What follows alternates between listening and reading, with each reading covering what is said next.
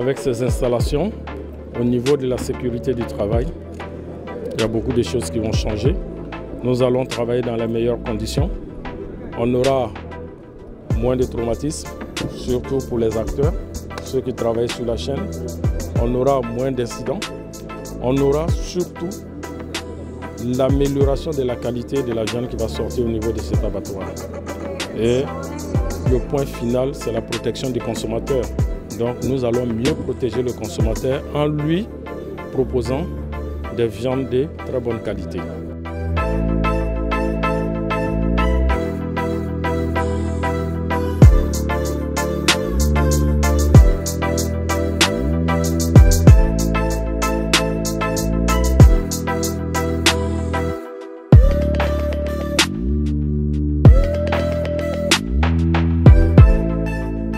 Nous sommes venus sur le terrain nous rendre compte du travail qui se fait au niveau de notre abattoir.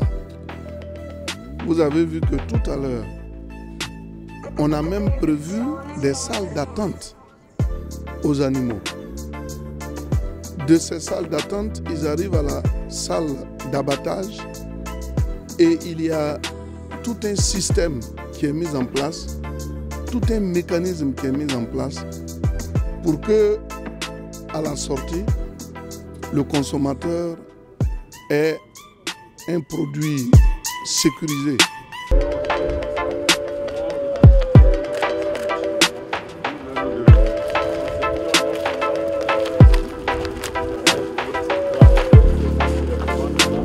Personne ne va attraper un animal qui attrape la patte, attrape le cou, ça c'est tout.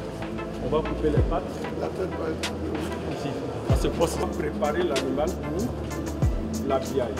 C'est-à-dire on va enlever la peau. La bête, ça c'est fait pour ne pas que ça bascule. Ça le bloque. Donc l'opérateur il monte, il descend automatiquement en fonction de la position de la bête. Donc il commence à se préparer. L'abattoir va permettre de compresser l'environnement pour nous éviter au bout du nord.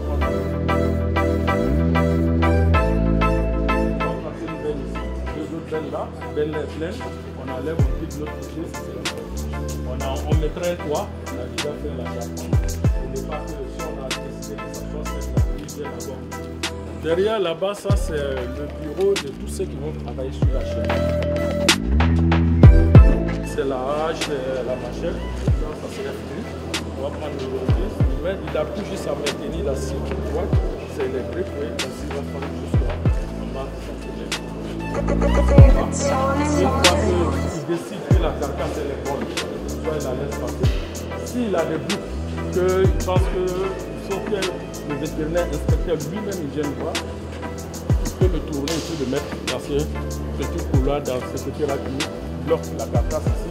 Nous avons engagé la rénovation de l'abattoir depuis 2013-2014. Le ministre Adjoumani et son équipe ont toujours été à nos côtés. Je voudrais saisir l'opportunité pour les remercier et pour les en féliciter. D'ailleurs, nous sommes très fiers de ces collaborateurs qui mettent à notre disposition. Ils font un travail remarquable.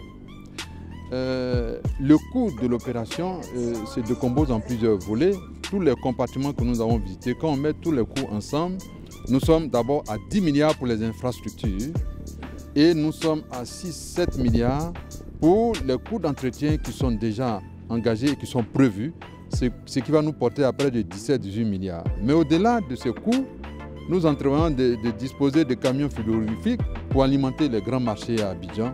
Nous en en acheter 4 de grande capacité qui vont permettre la distribution dans des conditions hygiéniques extrêmes et de la production à partir de l'abattoir. Des animaux venant des pays limitrophes, Mali, Burkina et même du Niger et du Tchad souvent, pour nous approvisionner puisque nous ne sommes pas autonomes, pour ne pas dire autosuffisants en matière de protéines animales. Donc le rôle des vétérinaires, c'est d'assurer d'abord l'inspection sanitaire des animaux qui arrivent sur pied. Tout animal qui arrive sur pied est inspecté par les agents vétérinaires pour voir si cet animal n'est pas malade, si cet animal n'est pas fatigué, c'est dans quelles conditions cet animal arrive. Après ça, nous continuons, comme c'est un marché, à faire des inspections quotidienne. Tous les jours, nous sommes sur les deux marchés, que ce soit le marché des bovins ou le marché des petits ruminants. Après ça, nous avons aussi l'inspection sur la chaîne d'abattage. Toutefois qu'un animal doit aller sur la chaîne, cet animal est encore réinspecté s'il avait été déjà inspecté à son arrivage. Et après l'abattage, cet animal et ses abats sont aussi inspectés. Tout cela pour ne pas que des animaux ou des carcasses qui ne sont pas propres à la consommation puissent être mis à la disposition du consommateur. Nous, en tant que ministère des Ressources animales et halieutiques, nous sommes l'autorité compétente. Et c'est nous qui assurons le travail technique qui se fait sur le terrain.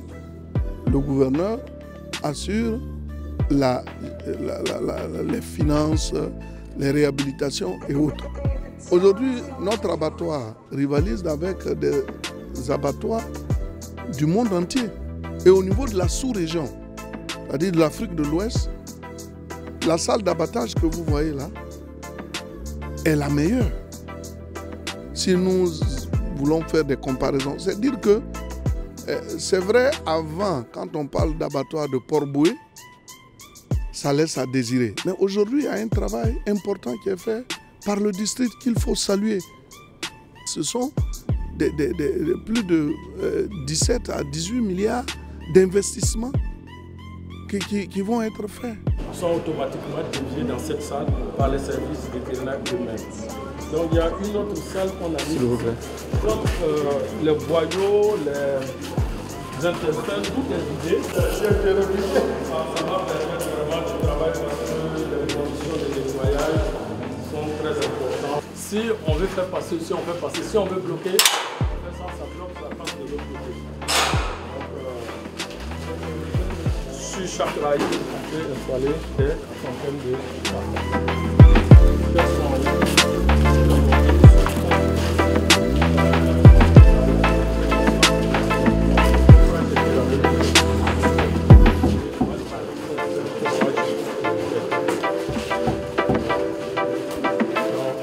chaque crochet peut prendre 2 demi-carcasses, c'est-à-dire un bœuf, une fois fendue, ça va nous permettre de vraiment résoudre un certain nombre de soucis. Non seulement de conserver les animaux dans les meilleures conditions, parce qu'en faisant baisser la température entre 5 et 7 degrés, on bloque la multiplication de toutes ces bactéries.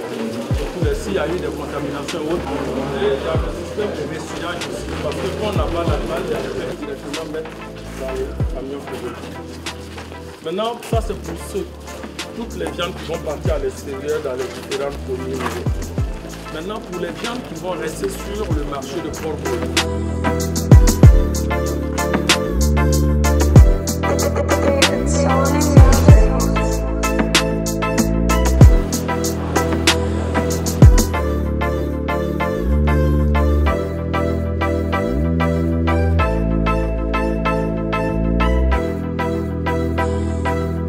Le travail que nous allons faire sur cette chaîne ne sera plus le même que nous faisions avant. D'abord, aujourd'hui nous allons travailler sous des charges. Les casques que nous a donnés sera utilisé pour nous protéger et travailler dans les meilleures conditions.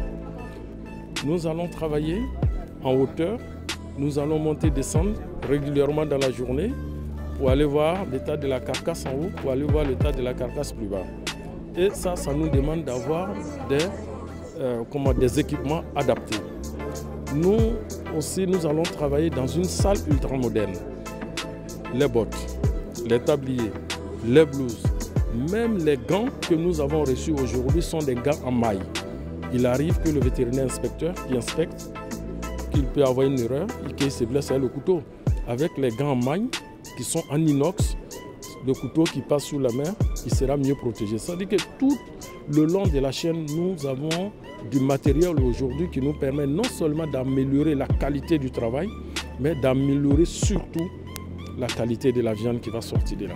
Tous les éléments que vous avez vus, qui ont été achetés et installés, répondent aux normes internationales. Vous savez que dans le cadre de l'OAV et de l'OIE, Office international des épices aussi, le contrôle est efficace. C'est pour cela, d'ailleurs, vous avez vu que tout est prévu.